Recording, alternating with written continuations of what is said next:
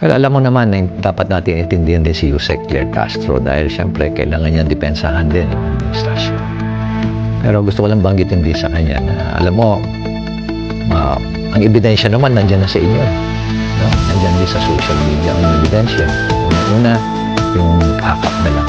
If you remember, last year, biglang nagkaroon ng akap na walang guidelines. Pero ito'y na-distribute. No? At ang sinong nakinabang dito, mga congressman, na pinalabas pa nila na kakala mo sa kanila. At ang nakakalungkot nito, at nakapagtataka pa, ayaw pang i-share yung kanilang mga listahan. Ano ibig sabihin nun? At kami nga sa local government, gusto naming i-share yung listahan para walang redundancy, walang nauulit na nabibigyan ng beneficiary. Pero sila, ayaw nila. At talagang puspusan nun, lalo-lalo na nung December, grabe yun, ang bigayan nun, na pati yung ibang mga mayor sa ibang lugar talagang binabanggit sa akin na talagang bumabaha ng pera at ayuda. Ngayon naman, dahil doon sa controversy na yun, alam mo si Secretary Rex, napaka-decente niyan. At ang ginawa niya, ayaw na niya. Sabi niya, there will be no AKAP for 2025 budget for the SWD. But pati siya mismo, he was surprised na after the BICAM, nagkaroon ng AKAP. Hindi naman niya ni-request yan sa NEP. It's the President's budget. Kaya nagtataka lahat, biglang nagkaroon ng AKAP. Para kanino yung AKAP?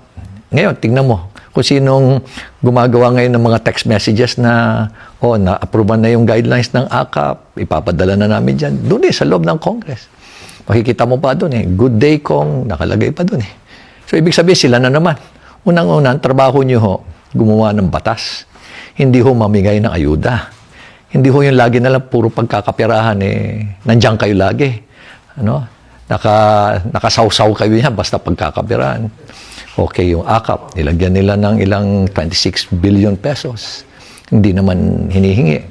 Binawasan nila yung agriculture, binawasan nila yung PhilHealth, o wala silang nilagay sa PhilHealth, by the way. Pati yung defense, binawasan nila. Pati yung pension, binawasan nila. Pati, DSWD, tinanggalan nila ng 4-piece. Mga 50 billion sa 4-piece nila. Tapos, nakapagtataka na bigla nilang itinaas yung budget ng DPWH by as much as 289 billion. Ano ibig sabihin nun? Nilagyan nila ng AKAP, pero dinagdagan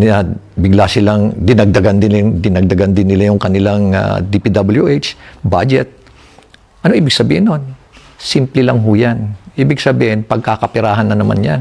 Yung mga project na yan, alam niyo, yung mga project na yan, nakasawsaw na naman sila dyan. Basta DPWH, 25%, 35%, 40% ang kinukuha ho nila dyan.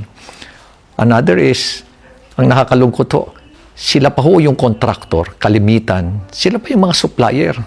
Kaya yung mga 40%, 35%, hindi pa ho yan.